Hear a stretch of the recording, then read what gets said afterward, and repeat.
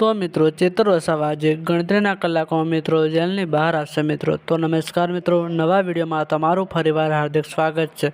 તો મિત્રો ચેતર વસાવા ઘણા સમયથી મિત્રો 1 મહિનાથી વધારે સમય થઈ ગયો છે મિત્રો હજુ સુધી જેલમાં જ છે મિત્રો. તો મિત્રો આજે કોર્ટમાં ચેતરભાઈ વસાવાના મિત્રો જામીનની અરજીની સુનાવણી થશે મિત્રો. જો તેમના જામીન મંજૂર થઈ જશે તો મિત્રો આજે ચેતર વસાવા જેલની બહાર આવી જશે મિત્રો.